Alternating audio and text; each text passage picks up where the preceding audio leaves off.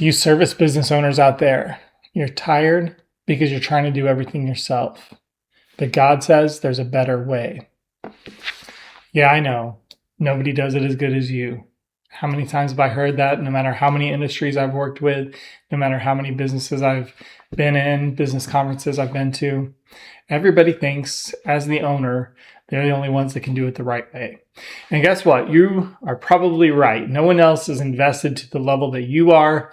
No one else has all their savings on the line, maybe is feeding their family and reliant on this business doing well. But you know what? That's where your faith comes in, and some Bible principles that we're going to talk about today, where you can just let some of that go and share some of that load. We're going to talk about the dangers of that, having that attitude. We're going to talk about some of the Bible advice, and then we're going to talk about some practical steps that you can take moving forward with it. So even with the employees, most business owners take on a lot of that stress because they're still taking on a lot of the responsibilities. They still want the final say so. They want the go ahead. When anything that person does, they want to check on it. Now, that was me early on in my business owning career before I got some coaching on that. I was stressed out. Man, every time I would go on vacation, I would just dread. For one thing, I didn't get to go on very many vacations, but when I did come home, I would just dread what happened, what went wrong. Even take the guys out in the field, they would be calling me, they would be texting me all day, and I would try to guide them through everything, even from things as simple as running a credit card to obviously the more complex parts of our day-to-day work.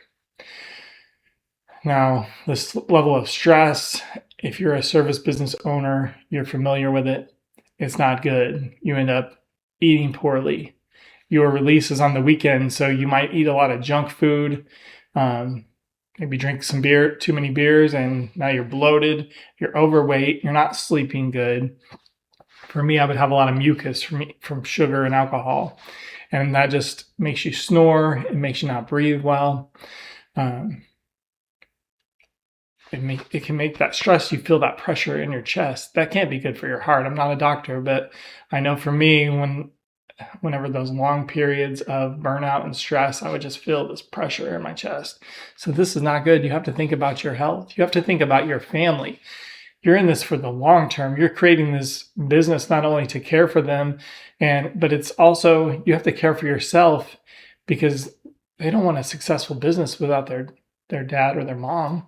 So think about what you're building long term, but also think about it in terms of you need to be there long term healthfully. Even if your business starts running well without you, don't you want to enjoy that with your family and be in good health when that happens? So you got to think about that side of it. You have to think about the mental side of it too.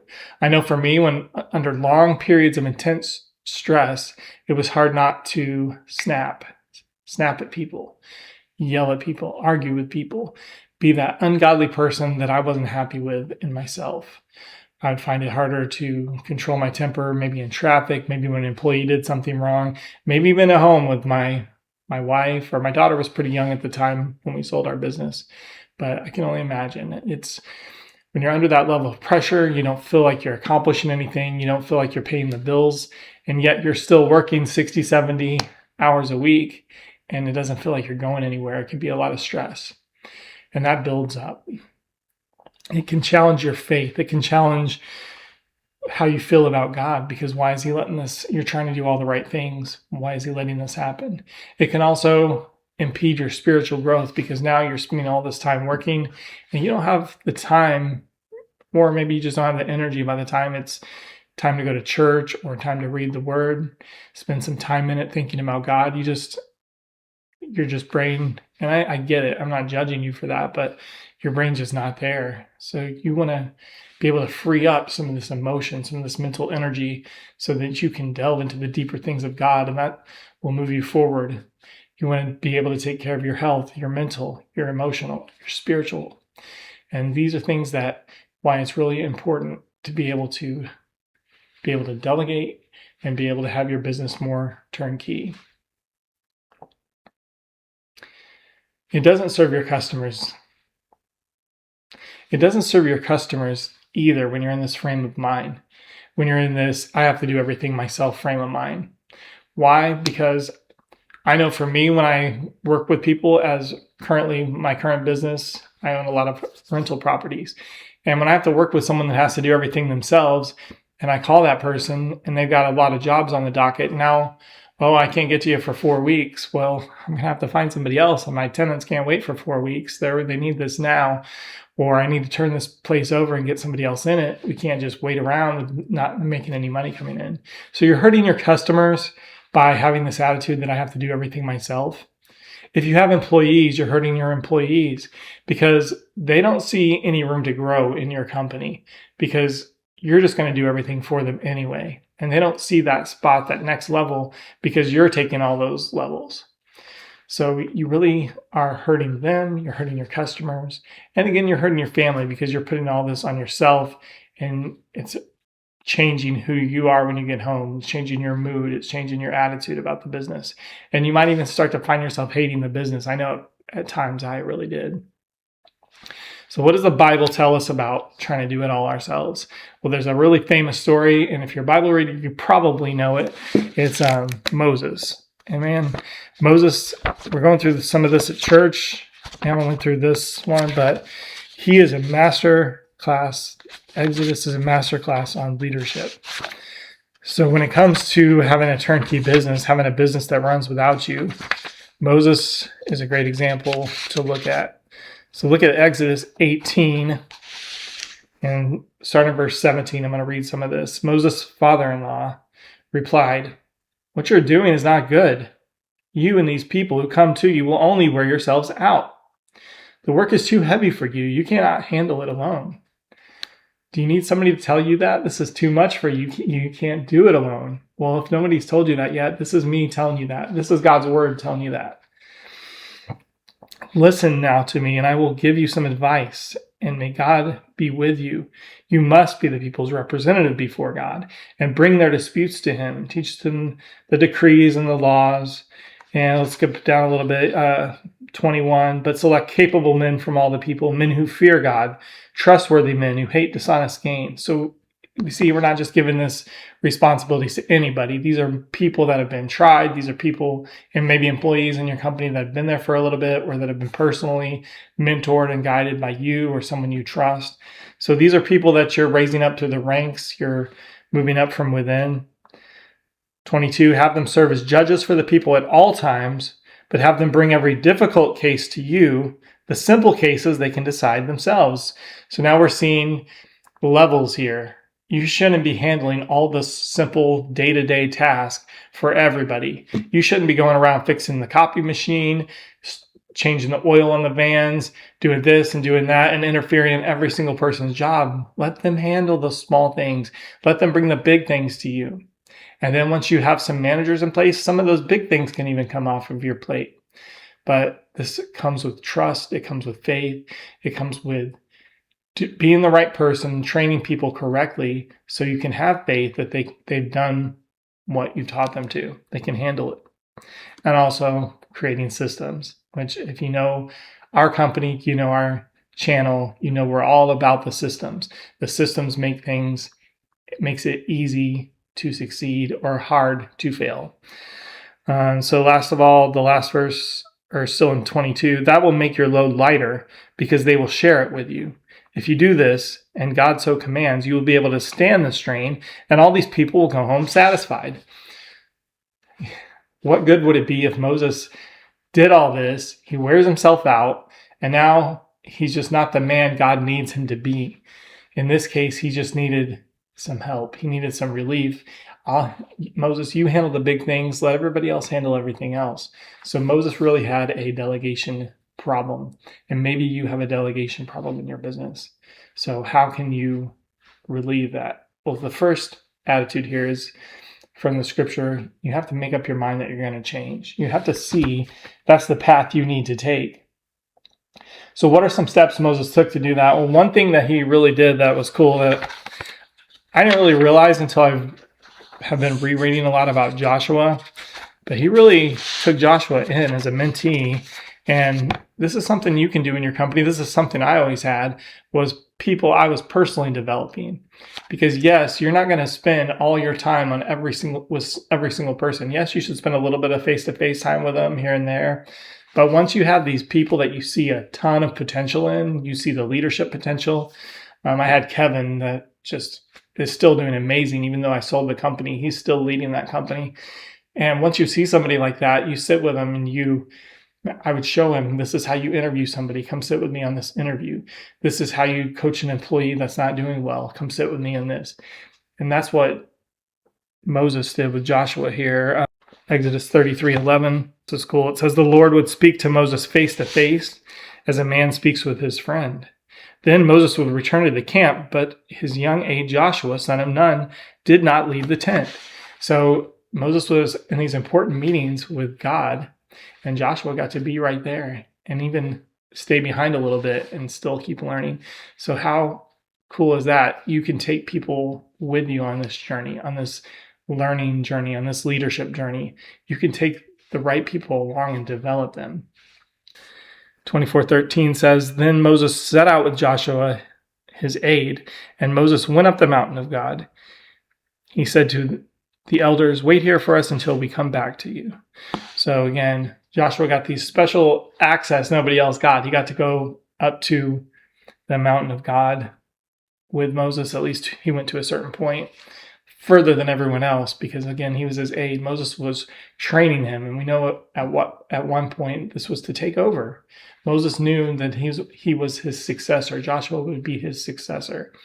And so he was thinking with the end in mind. God no doubt taught him to think with the end in mind. His time in Egypt in the royal household no doubt taught him to think bigger, think in legacy and bigger pictures. So we see that in Exodus 24. So what happened? What was the result of all this? Well, you know Joshua, or else we wouldn't be talking about him as a good example.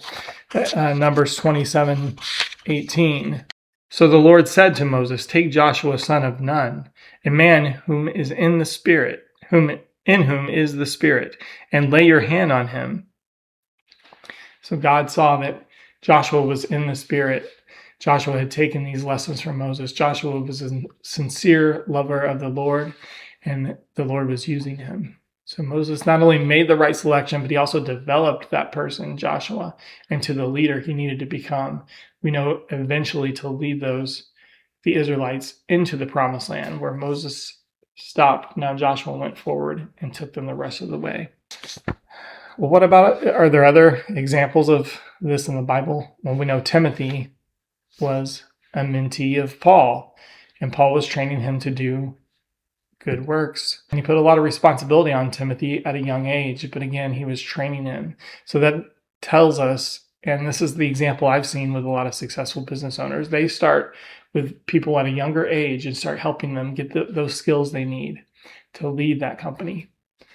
And they're not always going to use those right away. It may take 5-10 years down the road, but you have to look to that. And maybe that person doesn't work out. Maybe that person, what if they leave? Well, you know what? You've got a lot of practice now developing somebody. And no doubt there's other people down the line that you've watched that are stepping up. As you develop one leader, now that next person, almost always I've seen in my companies, when I develop one person, there's another person that steps up. And that person can also be kind of the backup. If that person ever did leave, now you can lift this other person up. So there's always going to be opportunity, and that's what I want you to create in your company, opportunities for leadership. And that will make you a desirable company where good people want to go. Have you ever seen those kind of coaches that always get the best assistant coaches? That's because they know they've created an atmosphere where they can succeed. And maybe that assistant coach can get into that atmosphere and now become a successful head coach one day. They see the opportunity there. They want to work with a winner. And the same thing can happen for your company. I don't care what kind of service company you have. I don't care if you're a plumber, an electrician, a carpet cleaner, whatever it is, you can create opportunities in your company where people want to be there, where people get excited about being there. They see what you've done for other people, where they see what you're doing for them. And it not only builds loyalty, but it builds a sense of excitement that, hey, we're doing cool things here, and I have an opportunity here to grow. And last but obviously not least, Jesus was a team builder. Jesus didn't try to do everything himself, although he obviously could have. He needed to build a legacy because he needed this to carry on after he left. So Luke 6:12 and 13, he took this very seriously. It says, one of those days, Jesus went out to a mountainside to pray and spent the night praying to God. When morning came, he called his disciples to him and chose 12 of them, whom he also designated apostles. He spent all night praying to make the right selection of people. And so this ties into a few lessons here. Jesus was obviously the right kind of person who drew these people to him, who drew the right people. But then he was also praying. He was also very serious about who he selected for so he had his bigger team, disciples, and then he had his kind of dream team, the apostles, those 12. And so he spent even more time, more care, praying, selecting those people. So the same thing with these key people in your company. I've seen it too many times where you just think you can hire a manager from another company that did well and bring that person into yours. But a lot of times, even if that person is a competent manager, if they haven't really they don't have the values, they don't have the vision, they're not on the same wavelength as you and the company that you're trying to build, and now you try to bring them in. I've seen it too many times where it just doesn't mesh, just things don't work well. Versus taking a little bit longer. Yeah, you're going to be stuck in the business a little bit longer. I don't want to use a negative frame of mind, but you might feel that way. You're going to be stuck there a little bit longer, but you're going to build people up from the inside, from the beginning, and you're going to help them see things the way that you want your business, the vision that you have for your business. They're going to be steeped in that. They're going to be trained in that, and they're going to be able to carry that forward to other people. So choose the right people, invest in them, invest time in them, invest training in them. It might cost money to have them trained. That's okay. You want to, after you've done all that, then give them responsibilities. Let them be. Don't try to micromanage them. So some key points that we can take away from this. We want to be the leader that people want to follow. No doubt Jesus was that. Moses was that. Paul was that. So many examples of the Bible. We have to be that person first that gets the right people before we worry about getting the right people on our team. We have to create the right culture. We have to create the right systems, the right values, where the right people want to be there. Then after that, we want to choose the people that we're spending time in and developing. We want to choose the right people. Even from the starting positions, you still want people that align with your values. You don't want to choose on skills first or experience first. Always choose values first, and then those other things can come along. I mean, unless you are hiring a doctor, then I suggest that skills are also an important factor. But I would still, even hiring something like that, I would choose values first and then competence. Because you can be a very competent person, but not have any values or morals and be a terrible worker, a terrible representative of your company, a terrible employee, and somebody that just nobody wants to work with. And then what are we doing? We're training these people well. We're developing them. And then we're just going to let them do what you've trained them to do. You've spent time with them. They have earned a level of your trust. So now trust them. Let them prove or that they either are or aren't the right fit. Give them some room. And then be prayerful about this. Prayerful about your decisions on who you hire, how you train them. If you're living right by yourself and setting a good example for them, just take all this to God and He's going to help you develop this. Also, I want you to remember your goals. Is your goal to take care of your family? Is it to take care of yourself? Is it to honor God? Is it to create a legacy? Is it to create a community within your business? Is it to help your community? Is it to be a good steward, have something to pass on to your children? All these are worthwhile goals. But I'm going to tell you about a goal that maybe isn't worthwhile that you might be trying to do. You might be trying to be a hero. And if you consciously think about it, you don't think about it that way. But think about it now. Is that your goal? Just to be the smartest guy at your business? To be the only one that can do that? If so, you're just going to wear yourself out. Being a superstar should be a byproduct of having an amazing company, of having amazing employees, and now serving your customers well. That's how the right way to become a superstar. By trying to do everything yourself, you're only limiting your personal growth, your company's growth, your employees' growth, your family's growth. Being a superstar should not be the goal. It should be the byproduct of these bigger goals. Think about the impact that you want to make with your company. Think about these biblical principles. And I hope that this makes a difference in your business. Now, if you enjoyed that, I hope you can like and subscribe to our channel.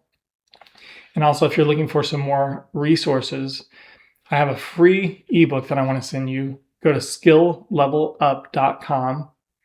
And I'm going to send you the 5 secrets of a phenomenal business. And that's going to outline your leadership.